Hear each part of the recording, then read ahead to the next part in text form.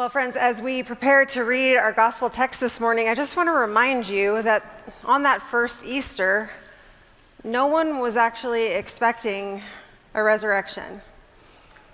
We, as modern readers, we look back already aware that Jesus is risen. But Jesus' friends and followers, they did not know that yet. No one was jumping up to sing any alleluias that first Easter. It's not like the disciples were all huddled around the grave with a big countdown clock. 7, 6, 5, oh, soon, he's coming. No. His friends and his followers, they had no idea this was coming. No clue. That first Easter, it began in the dark, in the early morning, with a handful of Jesus' friends who show up to embalm his dead body with spices. Something there just hadn't been enough time to do between his crucifixion and the beginning of the Sabbath. The only thing in the air that first Easter was loss, fear. Notice that throughout the Gospels, when God has done something incredible, but the people haven't yet been able to grasp what's happened, God will often use angels to help everybody catch up to what's really going on. And the angels show up in today's text, and they have some pretty interesting things to tell Jesus' friends. And so let's hear the word of the Lord from Luke 24, 1 through 12. On the first day of the week, very early in the morning, the women took the spices they had prepared and went to the tomb. They found the stone rolled away from the tomb, but when they entered, they did not find the body of the Lord Jesus. While they were wondering about this, suddenly 2 men in clothes that gleamed like lightning stood beside them. And in their fright, the women bowed down with their faces to the ground. But the men said to them, "Why do you look for the living among the dead? He is not here. He has risen. Remember how he told you while he was still with you in Galilee? The Son of Man must be delivered over to the hands of sinners, be crucified, and on the 3rd day be raised again." Then they remembered his words. When they came back from the tomb, they told all these things to the 11 and to all the others. It was Mary Magdalene, Joanna, Mary the mother of James, and the others with them who told this to the apostles. But they did not believe the women because their words seemed to them like nonsense. Peter, however, got up and ran to the tomb. And bending over, he saw the strips of linen lying by themselves, and he went away, wondering to himself what had happened. This is the word of the Lord. Thanks be to God. This is quite a question that the angels ask these terrified and grief-stricken women. Why do you look for the living among the dead? Honestly, it's a question that has stopped me in my tracks all week. And that's because I think if you wander the streets of downtown Salt Lake or whatever neighborhood you live in, or just scroll through social media, I think we can all agree that the angels would probably still ask us the same question. We're just constantly looking for the living among the dead. We're looking into all sorts of things that we already know deep down will never really bring us life. More money, control, success and approval, beauty, security. I mean, there's nothing wrong with those things in and of themselves. It's just that they're externals. They were never intended to bring us life. But man, it only takes 2 seconds, I think, of looking around our city, Instagram, or even in the mirror to realize that we way too often spend far too much of our energy looking for the living among the dead. And most of the time, I don't even think we realize we're doing it until everything falls apart. But even deeper than that, I think there's something universally familiar about what these grieving women are doing in Luke 24. Their hope has died, but they're returning back to the place that they buried it. They had hoped that Jesus was God's promised Messiah, but then they watched him be nailed to the cross. They had hoped that Jesus was the one that was going to redeem Israel, but now they can't get the images of him being crucified out of their minds. And here they are, circling back to where Jesus is buried to anoint the dead body of the one they had hoped would fix everything. And I think that's because letting go of hope is just not as simple as sealing up a tomb. I wonder how many hopes you have buried in your own life. How often maybe you found yourself circling back to the places where you buried them. Maybe even walking past the house you grew up in, back when life was full of possibility. Or scrolling through the profile pictures of the person you thought you were building a future with. Or hanging up the suit for the graduation day that never came. Or folding up the baby clothes for the child that unfortunately was never born. It's really hard to let go of hopes. The hopes we've had that have died. And there, I'm sure, are plenty of folks in this room that know that very, very well. These women are walking this well-worn path. They're following this basic human instinct to cling onto hopes that have already died, to linger around the places where we buried them, to seek the living among the dead.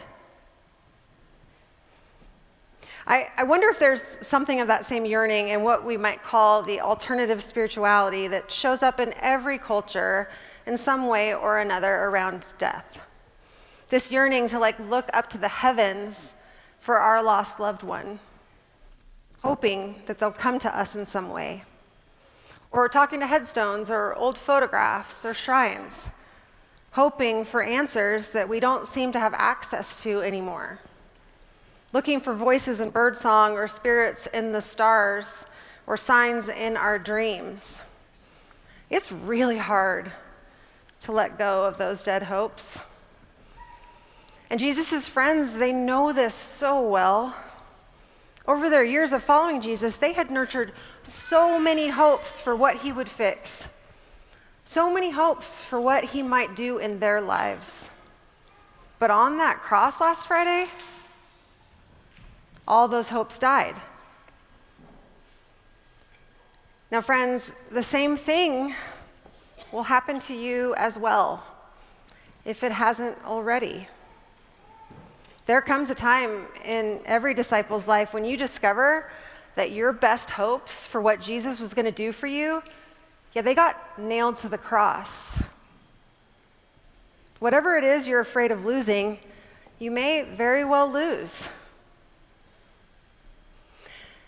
This year's Holy Week just happened to align with the death anniversary of my little brother, Jason. He died by suicide 7 years ago, a day that absolutely just gutted our family. Like hundreds of thousands of folks, he got addicted to the narcotics that they gave him after a surgery. And then a just terrifying battle with substance abuse that eventually ate away at his sanity and ended his life.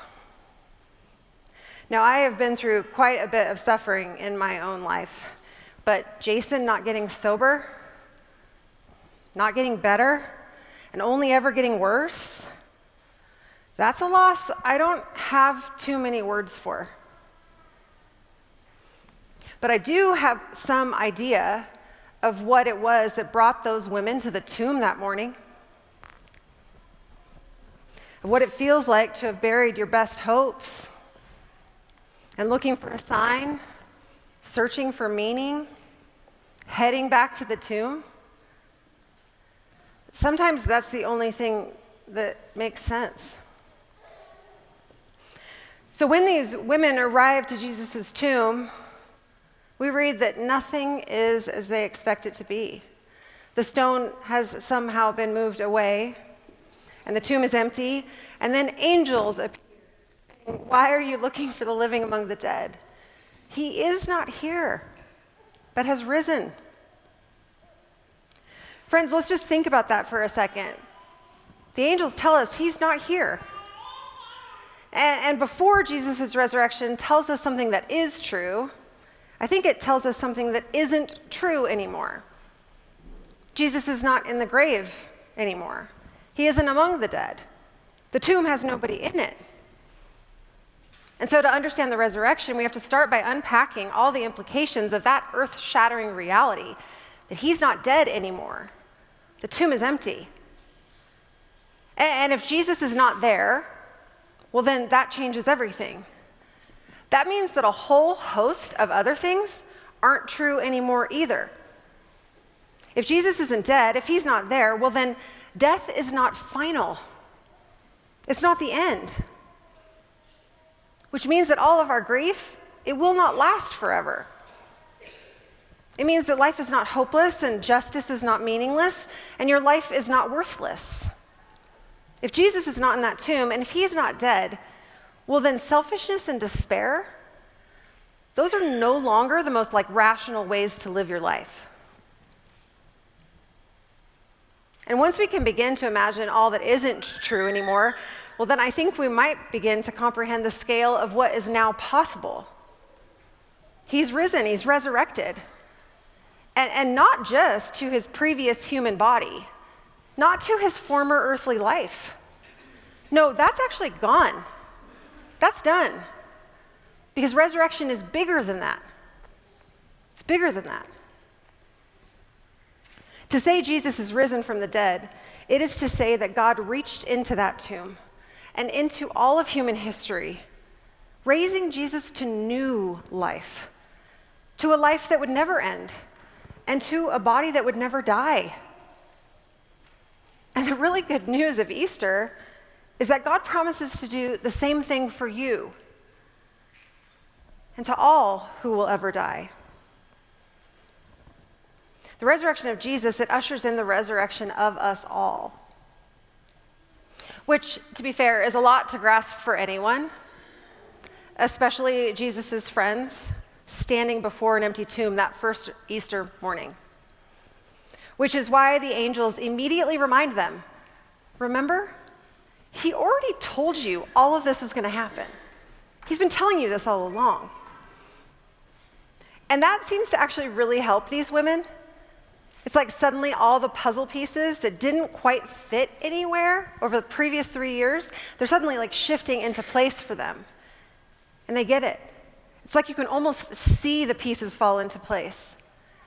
Oh yeah, he has been telling us this all along. He did promise that this is exactly what was going to happen.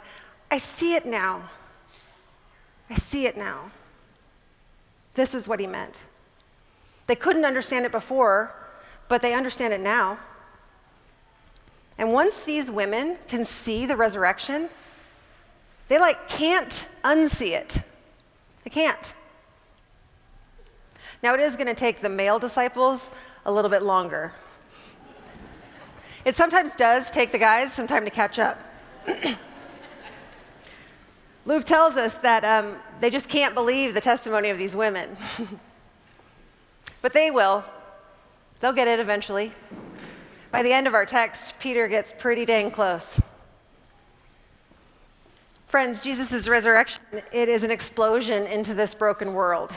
An explosion of new life that shatters death's power, that empties the grave of all of its previous threat, and that even conquers the power of hell. This is why, from the very beginning, the earliest followers of Jesus, they wrote into the Apostles' Creed these words that we recite quite frequently. Jesus was crucified, died, and was buried. He descended into hell. On the third day, he rose again from the dead. You know, people always have questions about the hell part in the creed. It's true. But I'll remind you that the earliest followers of Jesus, they didn't conceptualize the afterlife like we do. They didn't. They understood that dying, no matter who you were, righteous or not, was a descent into Sheol or into Hades, into hell. Because hell was just the realm of everyone who had died. Because death was final. Because death was the end. But in the resurrection of Jesus Christ, that changes. Jesus died. He descended into hell, and then he arose right out of it, conquering its power, shattering its power. Death is no longer the end, which comes with this promise that there is a future where every tear will be wiped away, and there will be no more suffering and no more pain. Because all the world's letdowns, all the disappointments, they're coming undone in the resurrection of Christ. All the shadows of darkness and every shred of despair, they are vanishing in the light of Christ. He is not here. He is risen. And that changes everything.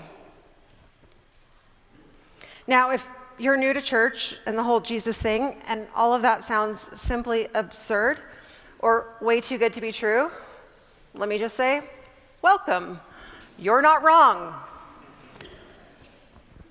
I'll be the first to admit that believing that dead things can come back to life, it sounds pretty wild.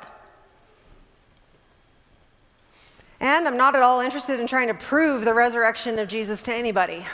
I've heard those sermons. I'm just not sure they're all that helpful. Now, there is, of course, a remarkable amount of data and historical record that make for quite a convincing argument for the reliability of Jesus' resurrection. But no matter how articulately I might make such an argument, that's actually not going to help you experience the life you're desperate for. Only an encounter with the risen Christ can do that. It's not going to be enough to hear the angel's words or hear my words. No one in the Bible believed Jesus was risen from the dead just because somebody told him about it. No. They all had to have some sacred encounter with the risen Christ, some sacred encounter with the Spirit of God. Because that's when they realized that God would also break into their lives with resurrection life for all their long dead and buried hopes too. Read through the interactions people had with the risen Jesus in the Gospels. Go read in the book of Acts about the experiences people had with the Spirit of God, and you will notice it's always personal. It's always transformative. And clearly, it's so incredibly compelling, so incredibly life-changing that frankly, belief in a risen Christ, it couldn't be stopped. It spread all over the world. I mean, we're sitting here today, 2,000 years later, in a room full of people, many of whom, like me, can say, I believe in the resurrection of Jesus Christ. But it's not because someone told me about an empty tomb. It's because God has brought my life back from the dead over and over and over again. I've had to etch these words from Paul into my heart. We were crushed and overwhelmed beyond our ability to endure, and we thought we would never live through it. In fact, we thought we would die. But as a result, we stopped relying on ourselves, and we learned to rely on God, the God who raises the dead. And he did rescue us then, and he will rescue us again. We have placed our confidence in him, and he will continue to rescue us. I rely on the God who raises the dead, because the stuff that should have killed me, it didn't. The grief that should have stolen all my joy, it hasn't. The pain, the hurt that ought to have made me shut down and close myself off, it can't. It can't. God has rescued me then, and God will rescue me again. And God will just keep on rescuing. As Frederick Buechner put it, resurrection means that the worst thing, it is never the last thing. Never. And so, friends, it is my conviction that the risen Christ has defeated the power of death. And that is what keeps me in this. It is my strong faith that death is not the end that allows me to remember it's also not the end for my brother. It's not. My brother's pain and his heartbreaking death, they're not the end for him either. Jason will be made new in Christ too. And so, yes, for me, for many, Of course Jesus rose from the dead. I couldn't unsee it or unbelieve it if I tried. But the angels, they do have it right, friends. They do. We have to stop looking for the living among the dead. Because in order to receive this new life, to walk in this new life, you have to stop clinging to the old one, to all the stuff that's going to die anyway. Stop obsessing with buying the bigger house or the right career move.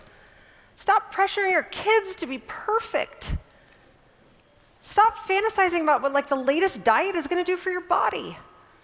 Stop trying to win all the approval of all the people. It's best just to let all of that stuff die now, because that's the stuff that's going to die. And instead, fully embrace the truth of an empty tomb, so fully that you can't go back to life the way it used to be. You can't go back to the world the way it used to be. There's this promise of new life that will never die. And so we're called to commit ourselves to things that are eternal. We're called to walk out of the tomb, to find Jesus Christ in the land of the living, to give ourselves to things that will last forever, like love and justice, like peacemaking, worship, like truth and goodness and beauty, and bringing that hope of new life to all the people who are desperate to hear it. Because if that tomb is empty, if death is not the end, if love really does win, well, that absolutely changes everything. Everything. Amen.